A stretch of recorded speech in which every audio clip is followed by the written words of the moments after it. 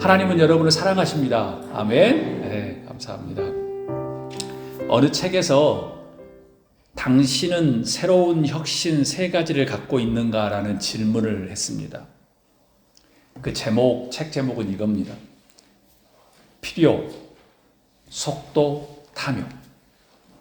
Need, speed, greed라는 거예요. 이 책에서는 이렇게 이야기해요. 지난 10년 동안 세계 50대 기업 중에 3분의 1이 사라졌다.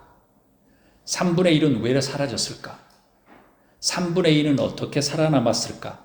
그리고 그들의 결정적인 차이점은 무엇일까? 지금은 긴밀한 연결, 네트워크로 인한 경제 생태계가 그 어느 때보다 빠른 속도로 재편되고 있다. 정신 차리지 않으면 눈 깜짝할 사이 변화의 파고에 쓸려갈 수 있다. 지금은 과거와는 분명히 다른 성공 방정식이 필요하다라는 어떤 기업이라든가 성공에 대한 그런 책입니다. 저는 꼭 세상의 성공을 위한 것을 넘어서 우리의 영적인 세계도 이것에 조금 적용하면 어울리지 않을까라는 생각을 해봅니다. 무한 경쟁을 해야 살아남는다. 그동안에 계속 해왔거든요.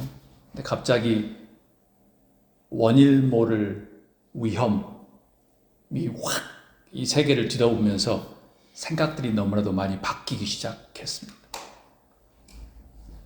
그래서 이 현 세계에서 우리가 영적인 건강, 정말 건강한 영성을 소유하기 위해서는 무엇인가 달라져야 되겠다라는 그런 생각들을 해봅니다. 그런 의미에서 필요, 속도, 탐욕이라는 이 세 가지 생각, 그리고 이 세 가지 방향, 이 세 가지 노력들의 균형을 필요하지 않나라는 생각을 해봅니다. 그동안에 모두가 다 알고 있듯이 균형을 잡지 못해서 지금 이렇게 어처구니 없는 일들이 많이 벌어지겠죠. 어떤 필요를 가지고 삶을 사는가? 이런 명제를 가지고 우리의 인생을 되돌아보면 지금 우리가 어디를 향하고 있나라는 생각을 해볼 수 있습니다. 우리가 어떤 그 필요의 기준은 뭐고, 그리고 필요의 방향은 뭐고, 필요의 질적인, 양적인 크기, 그것들은 어떤 것인가라는 거. 그것을 어떻게 사유하며 함의를 가지고 살아가는 것에 따라서 우리의 삶의 모습이 결정되는 거죠. 필요는 이 책에서 말한 것처럼 속도를 어떻게 설정하느냐에 따라서 필요가 균형이 될 수도 있고 아니면 불균형이 될 수도 있습니다. 이 불균형은 사람들 사이의 나라들에 따라서 불평등을 만들고요. 그 불평등은 사람의 감정이 엇나가기 시작합니다. 그리고 그 엇나간 감정에서는 어떻게 이해하냐면 부정이라고 이야기합니다. 옳지 않다고 이야기하죠. 그들은 필요의 불균형을 만들어낸 사람들을 이렇게 이야기합니다. 부정의로운 사람, 그리고 거기에 탐욕스러운 사람이라고 이야기합니다. 적대적인 감정을 일으키죠. 그래서 전쟁도 일으키기도 하고 여러 가지 일들이 일어납니다. 필요라는 잣대로 세상을 펼쳐보면 필요 이하면 굶주림, 불평등이 되고요. 필요 이상이면 낭비가 되고 궁극적으로는 탐욕이 됩니다. 지난주 허리케인이 오기 전에 제가 샘스클럽이나 다른 데를 갔는데 마트에 갔거든요. 물을 구하기 위해서. 근데 이렇게 적어져 있더라고요. Out of water라고 적어져 있는 거예요.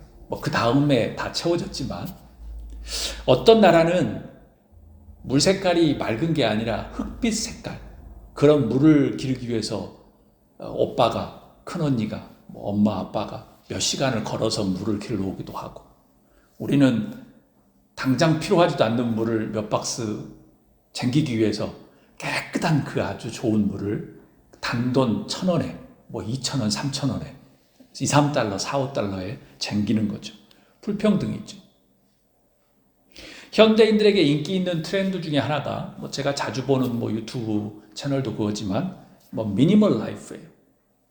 타이니 하우스 이런 거. 미니멀 라이프를 쉽게 정의하면 이거예요. 필요를 제어하는 거예요. 미니멀 라이프가 대단한 게 아니고 필요를 제어하는 거예요. 필요를 단순화하는 거죠. 필요의 균형을 통해서 세상에 무언가 막 쫓아가는 거, 막 정신없이 가는 게 아니라 필요를 균형하고 필요를 제어함으로써 자신의 행복에 초점을 맞추는 것이 미니멀 라이프예요. 그렇게 설명하면 이해가 잘 되죠? 사람들의 감정적인, 육체적인 어떤 역기능, 대립, 싸움들은 어디에서 출발할까요? 이거예요. 서로 필요가 다르기 때문에 그래요. 남편과 아내의 필요가 다른 거예요. 자식들하고도 필요가 다르고. 나라마다 필요가 다른 겁니다. 지역마다 필요가 다른 거예요. 어떤 사람은 필요를 느끼고 어떤 사람은 필요가 없다고 생각하는 겁니다. 따라서 이런 필요는 자라온 배경, 그 다음에 자라온 종교, 문화, 뭐 이런 것들을 통해서 기인한 거예요. 그래서 막 설명을 하고 싸워봐야 답이 안 나오는 겁니다. 왜요? 어렸을 때부터 수십 년 동안 살아왔던 건데 그게 이해가 되겠어요? 우리가 간과할 수 없는 것은 동일한 배경과 동일한 종교와 동일한 문화 속에서 심지어 쌍둥이를 자라나도 필요가 다른데 어떻게 필요를 갖게 만들 수가 있겠습니까? 쉽지 않지요. 그러면 필요는 어떻게 생길까요? 필요는 마음속에서 생기죠. 마음속에 뭐가 기대가 생기는 겁니다. 뭐 기대가 아닐지라도 의식주는 당연히 우리에게 아주 생필품이니까 필요하죠. 의식주가 만약 결여되거나 뭔가 문제가 있으면 당연히 필요가 그냥 기대가 심리가 올라갑니다. 이건 당연히 필요하니까요. 이런 의식주도 사회적인 기준점에 따라 틀려요.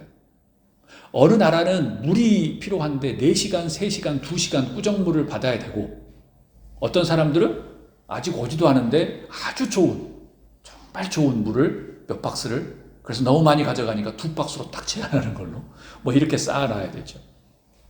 그래서 미국과 어려운 나라와 필요의 기준도 틀려요. 제가 이 말씀을 드리면 퀘스천 마크가 많이 생겨야 돼요. 그럼 하나님은 그럼 심각해지는 겁니다. 미국에 살고 있는 게 그렇게 행복한 게 아니게 될 수도 있습니다. 또한 의식주와 같은 내적인 필요, 다른 감정적인 것, 그거는 제껴놓고 영적인 필요, 내적인 필요는 또 어떻게 할까요? 그런 거는 물건이라도 있으니까 어떻게 하지만 이 보이지 않는 이 영적인 내적인 필요들을 어떻게 할 거냐는 거죠. 저에게 이 머릿속에 퀘스천 마크가 너무 많이 올라왔어요. 뭐 당연히 허리케인도 오기도 하고 여러 가지도 있지만 오늘 말씀이 아주 중요한 말씀이기 때문에 그래요. 그래서 이런 퀘스천 마크가 생긴 겁니다. 성서는 필요에 대해서 어떻게 말할까? 성서는 필요에 대해서 어떻게 말할까? 오늘 말씀 13절 말씀을 다 함께 읽어보도록 하겠습니다. 아브라함이 고개를 들고 살펴보니 숯불 속에 수량 한 마리가 있는데 그 뿔이 숯불에 걸려 있었다. 가서 그 수장을 잡아다가 아들 대신에 그것으로 번제를 드렸다. 아멘. 아브라함이 아들 이삭을 제단 위에 올리고 손을 묶은 다음에 칼을 들고 죽이려고 합니다. 다급한, 정말 다급한 주의 천사가 제가 지난주에 뭐라 그랬어요? 아브라함아, 아브라함아! 소리를 듣는 거죠. 잘못하면 죽이니까. 그 아이에게 손을 대지 말아라. 그 아이에게 아무것도 하지 말아라. 내가 내 아들, 내 독생자, 너 외아들까지도 나를 아끼지 아니하니 내가 하나님 두려워하는 줄을 내가 이제야 너를 알았다라고 말씀드렸습니다. 아브라함이 말없이 걸으면서 바랄 수 없는 중에 바랬던 그 기도가 응답된 겁니다. 그런데 아직입니다. 왜요? 아직입니다. 왜입니까? 그 말씀까지 듣고는 아직입니다. 왜요? 아버지, 번제할 양은 어디 있어요? 그랬을 때 아브라함이 뭐라고 이야기합니까? 하나님이 친히 준비하실 것이다. 그 말씀이 이루어지지 않은 거예요. 그가 하나님이 친히 준비하실 것이다 라고 했던 그 기도의 응답은 아직 이루어지지 않았어요. 아브라함이 눈을 돌려서 살펴보니까 숯불 속에 수장에 걸려가지고 이제 준비되어 있는 겁니다. 그를 잡아다가 번제로 드립니다. 하나님께서 주시는 메시지는 무엇입니까? 우리 다 한 목소리로 읽도록 하겠습니다. 하나님은 필요를 채우시는 분이시다. God fills our needs. 하나님은 필요를 채우시는 분입니다. 하나님은 일의 하나님이에요. 하나님은 일의 제호바 자이레라고 이야기하죠. 여호와 일의 신께서 보내신다는 의미예요. 거기서 나온 준비된 사람이라는 뜻이에요. 하나님은 미리 준비하시고 필요를 채우시는 분이시라는 거예요. 여기서 중요한 것은 미리 준비한다는 표현입니다. 그런데 저에게 궁금증이 더 생기기 시작한 겁니다. 우리가 일반적으로 기도할 때 여호와 이레라고 말하죠. 원하는 것들을 막 응답해달라고 이야기합니다. 하나님은 우리가 기도하는 것들을 모두 준비하고 채워주실까라는 질문입니다. 여러분은 어떻게 생각하십니까? 크리스천들은 성서에서 나오는 상황들에는 관심이 없어요. 그 상황 안에 숨어있는 함의는 관심이 없어요. 사유하지 않아요. 자신들이 좋아하는 것만 받아들여요. 솔직히 교회 지도자들도 그렇게 말하는 것이 편리하고 그렇게 해요. 그래서 교인들을 무지몽매하게 막 이끌고 가죠. 대중들을 이끌어가는 정치인들과 매 한 가지예요. 그러니까 하는 일들이 다 똑같죠. 저는 이렇게 질문을 하고 싶습니다. 필요를 채워주심도 혹시 하나님의 마음에 합해야만 가능한 것은 아닐까라는 거예요. 여호와 이레라는 것을 모든 필요에 사용할 수 있을까라는 겁니다. 우선 예수님은 사람의 필요에 대해서 어떻게 말씀하셨을까라는 게 궁금합니다. 제가 읽습니다. 마태복음 6장 9절부터 제가 읽습니다. 예수님께서 가르쳐 주십니다. 그러므로 너희는 이렇게 기도하라. 하늘에 계신 우리 아버지여, 이름이 거룩히 여김을 받으시오며 나라가 임하시오며 뜻이 하늘에서 이루어진 것 같이 땅에서도 이루어지리이다. 오늘 우리에게 일용할 양식을 주시옵고 라고 표현합니다. 예수님은 정확하게 우리의 필요함에 대해서 정확하게 이야기해요. 뭐라고 이야기합니까? 일용할 양식을 주시옵고 라고 표현합니다. 더한 것도 없이 그냥 우리의 일용할 양식. 일용할 양식은 무엇이죠? 영어 성서로 보면 Give us today our daily bread라는 겁니다. Give us our daily bread.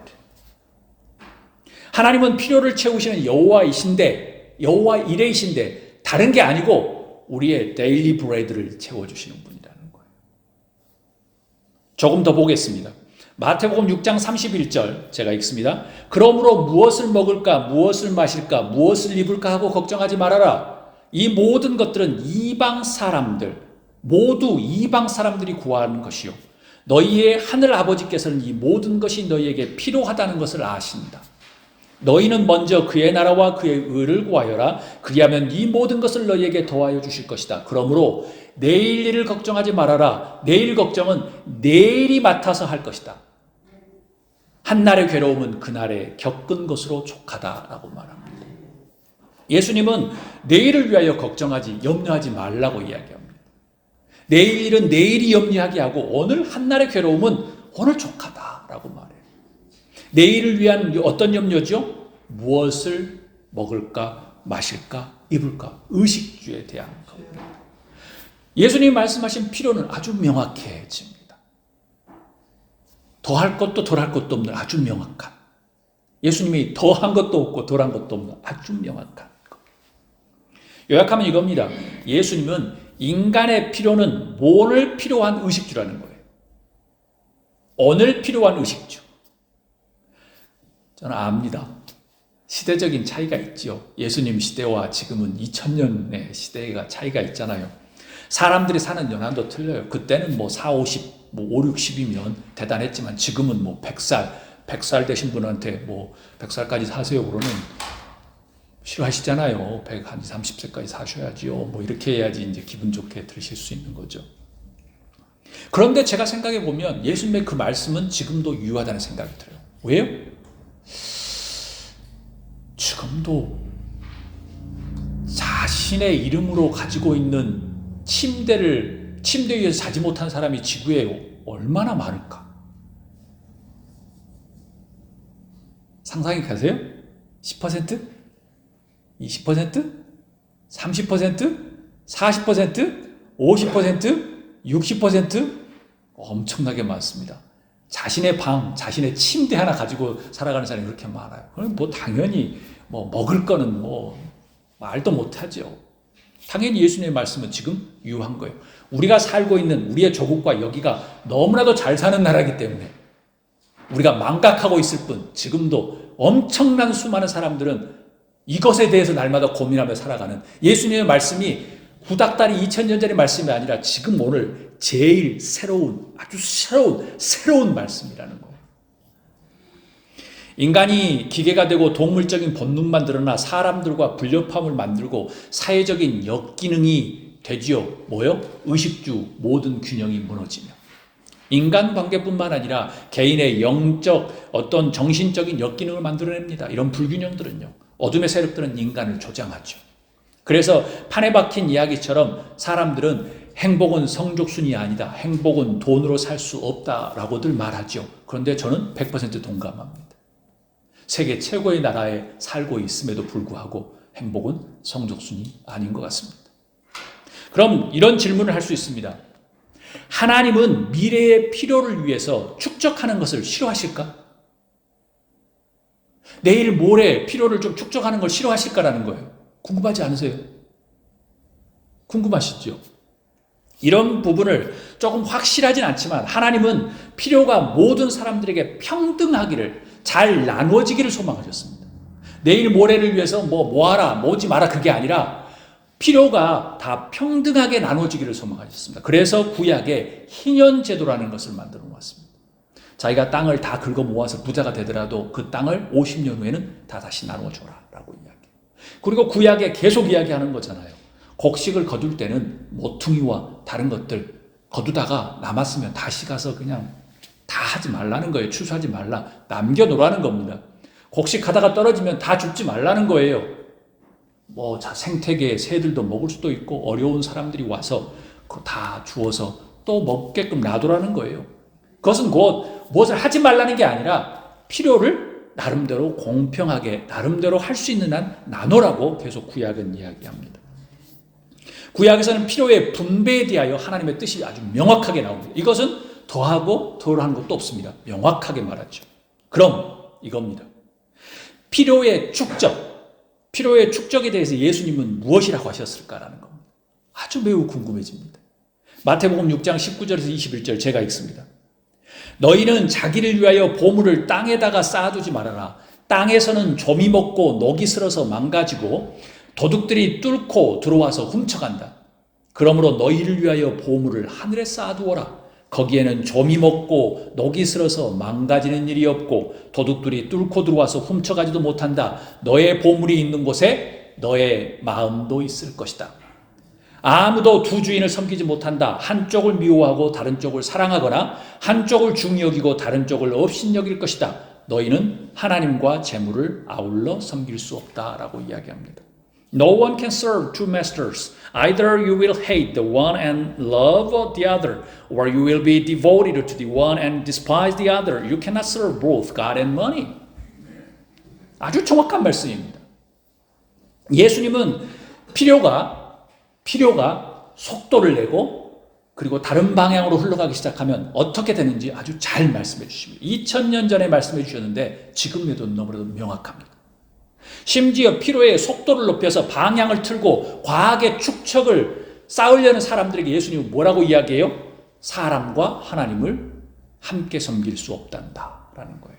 그럼 이겁니다. 계속 이야기하죠. 보물을 땅에 쌓아두지 말라고 이야기합니다. 경고성의 말씀을 하십니다. 저의 표현으로 바꾸면 이겁니다. 하나님 보시기에 필요를 쌓아서 많이 축적하는 것은 좀 먹고 녹이 쓰는 행동을 하는 것이다.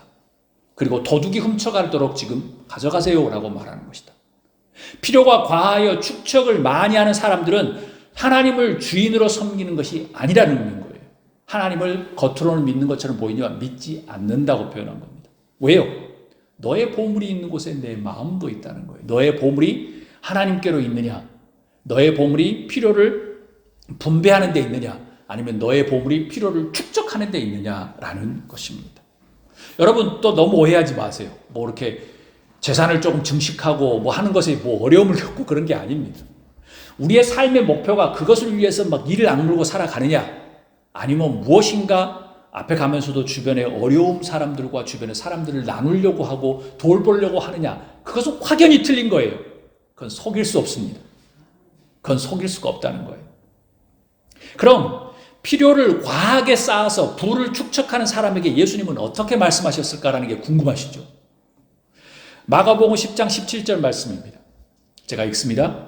예수께서 길을 떠나시는데 한 사람이 달려와서 그 앞에 무릎을 꿇고 그에게 물었습니다. 선하신 선생님, 내가 영원한 생명을 얻으려면 무엇을 해야 합니까? 이 사람은 부자였습니다. 다른 성서에서는 니꼬데모라고 이야기합니다. 예수께서 그에게 말씀하셨다. 어찌하여 너는 나를 선하다고 하느냐? 하나님 한 분밖에는 선한 분이 없다. 너는 계명을 알고 있을 것이다. 살인하지 말아라, 간음하지 말아라, 도둑질을 하지 말아라, 거짓으로 증언하지 말아라, 속여서 빼앗지 말아라, 내 부모를 공경하라 하지 않았느냐? 그가 예수님께 말씀합니다. 대답합니다. 선생님, 나는 이 모든 것을 어려서부터 다 지켰습니다. 예수께서 그를 눈여겨보시고 사랑스럽게 여기셨습니다. 그리고 그에게 말합니다. 너에게 한 가지 부족한 것이 있다. 아니, 이 정도면 100점 아니에요? 저도 못 따라가는데. 가서 내가 가진 것을 다 팔아서 가난한 사람들에게 주어라. 그리하면 내가 하늘에서 보화를 차지하게 될 것이다. 그리고 와서 나를 따르라 라고 말합니다. 그는 이 예수님의 말씀에 어떻게 됐을까요? 기분이 좋았을까요? 아닙니다. 울상을 짓고 근심하며 떠나갑니다. 이유는 그에게는 재산이 많았기 때문입니다. 뭐 우리가 가지고 있는 재산 그 정도가 아니라 많았겠죠. 그러니까 그랬겠죠. 예수님께서 둘러보시고 제자들에게 말씀하십니다. 재산을 하진 사람은 하늘나라에 들어가기가 참으로 어렵다라고 이야기합니다. 이거는 플러스도 마이너스도 없습니다. 예수님이 유일하게 말씀하셨고 이거는 뭐 덧붙일 수 없는 말씀입니다. 제자들은 놀라면서 이야기합니다. 그렇다면 누가 구원을 받을 수 있겠어요? 라고 서로 말합니다. 왜 이 말을 한 줄 아세요? 그때 당시 부가 신앙이 좋은 것으로, 잘 나가는 바리새인과 사두개인들이 신앙이 좋은 것으로 알았던 시대입니다. 자기 자식이 성공하려면 바리새인이 되고 사두개인이 되어야 한다고 믿었으니까 지금도 미국이나 한국이나 똑같지요. 그런데 예수님은 전혀 달랐습니다. 그리고 제자들은 예수님이 말한 것을 너무나도 잘 이해하고 있었습니다. 뭐라고 이야기해요? 그렇다면 누가 구원을 받습니까? 라는 거예요. 그런데 왜 기독교인은 이런 말씀에 하나도 관심이 없는 거죠? 그러니까 헛것만 믿고 있는 겁니다. 잘못 무지몽매하게 가고 있는 거예요. 그래서 예수님께서 그들을 눈여겨보시면서 이야기합니다. 사람에게는 불가능하나 하나님께로는 그렇지 않다. 하나님께는 모든 일이 가능하다라고 말합니다.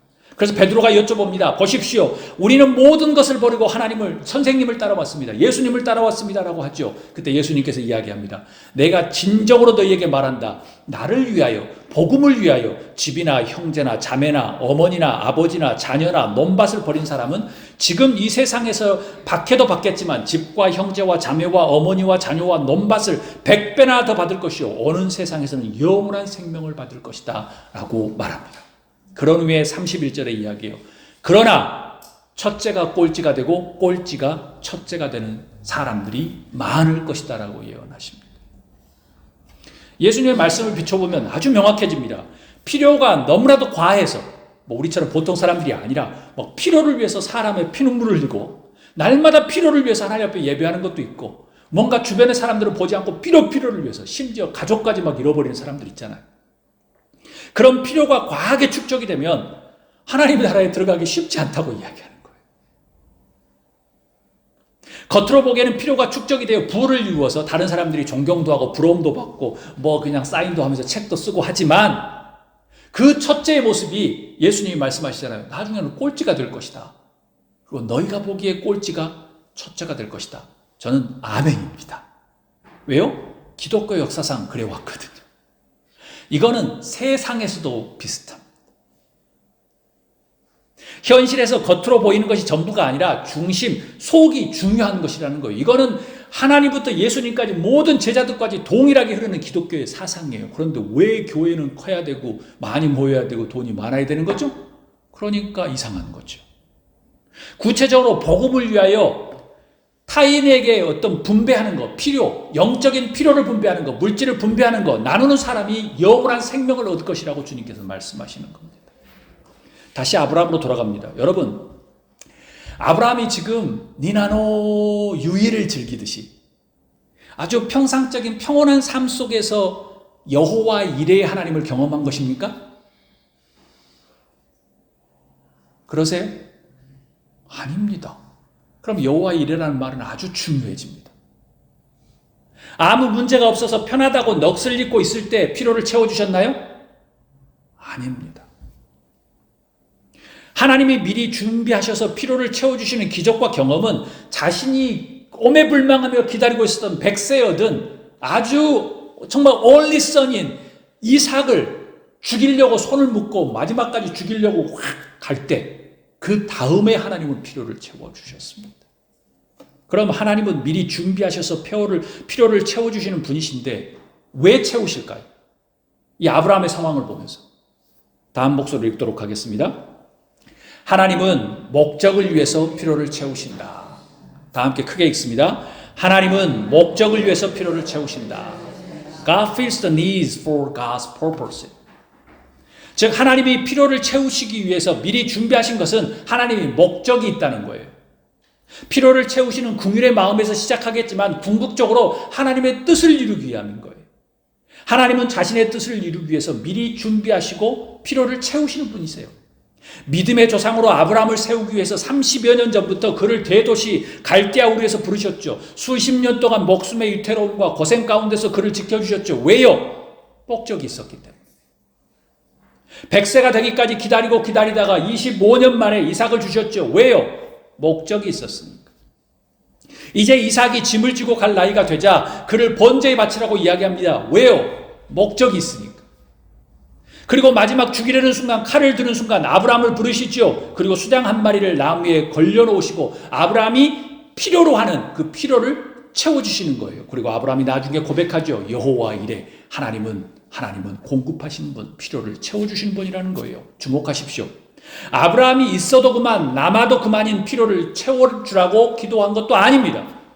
그리고 아브라함이 있어도 그만, 없어도 그만인 것을 하나님은 필요로 채워주신 게 아니에요. 아브라함에게 내일, 한 달 뒤, 몇 년 뒤에 필요를 위해서 주시지도 않으셨어요. 몹시 간절히 죽도록 필요했던 필요를 채우셨습니다. 이게 중요합니다. 이유는 뭐죠? 하나님의 목적을 이루기 위해서요. 아브라함의 이야기를 통해서 우리가 알 수 있는 메시지는 무엇일까요? 우리 다 한 목소리로 크게 읽도록 하겠습니다. 하나님이 목적이 사라진 과한 필요는 탐욕이다. 하마기가 하나님이네요. 하나님의 목적이 사라진 과한 필요는 탐욕이다는 것. 필요가 너무 과하면 욕심이 되고요. 그 욕심이 자신뿐만 아니라 타인까지 삼키고 망가뜨리는 꼴이 됩니다. 어느 날 공자 선생님이요. 경제적인 후원을 하고 있는 제자 중에 하나가 자공이 물어요. 선생님, 자장과 자하 두 사람 중에 누가 더 현명합니까? 자장은 지나친 면이 있고 자하는 미치지 못하는데요. 라고 말합니다. 그러면 자장이 낫다는 말씀입니까? 공자 선생님이 이야기합니다. 과유불급이다 라고 이야기해요. 지나친 것은 미치지 못함과 같다는 거예요.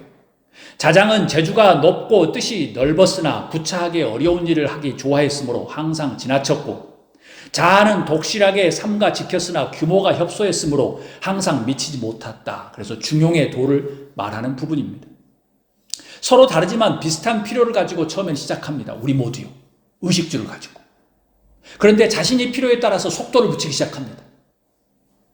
그게 지나쳐가면 부작용이 생깁니다. 전에 가지고 있었던 것, 명예들도 한꺼번에 잃어버리죠. 아주 유명한 가수와 작곡가가 뭔가 속도를 붙여서 과욕을 벌이다 보니 그냥 또 큰 일이 벌어지는 뉴스가 벌어지잖아요. 전에 가지고 있었던 모든 것들을 다 버리게 되는 겁니다. 교회도 똑같습니다.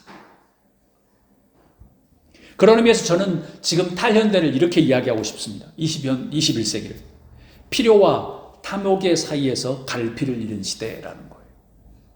그것은 종교도 너무나도 선동하고 있는 부분이기 때문에. 교회가 몇백억을 빚을 내서 건물을 지어야 하는 거예요. 예수님은 마구간에 오셨는데. 제자들은 다 십자가에 거꾸로 돌아가시고 바울은 다 가정교회를 만들었는데 왜 그래야 할까?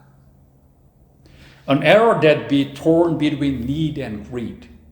I want to represent these errors like that. 사람들은 혼동하는 것을 자신의 탐욕과 성공을 위해서 하나님의 뜻을 끌어와 사용하는 거예요. 역사 속에서 수많은 교회들과 국가들과 단체들과 개인들이 사용했지요.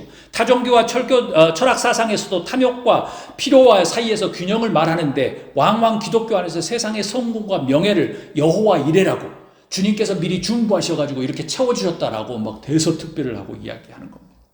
그런데 그 말씀이 나왔던 배경에는 전혀 상황이 틀린 말씀인 겁니다. 교회들은 더욱더 광고해요. 그것들 중에 여호와 이레라는 것도 있을 수 있습니다.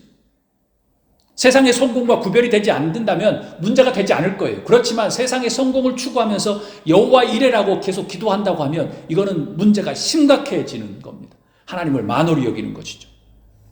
아브라함의 경우를 통해서 진정한 여호와 이레는 무엇일까요? 이겁니다. 하나님의 시험에 통과를 했을 때 주어지는 필요를 채우는 겁니다. 하나님의 시험에 통과했을 때 하나님께 주시는 필요를 채워주는 거예요. 어떤 시험이죠?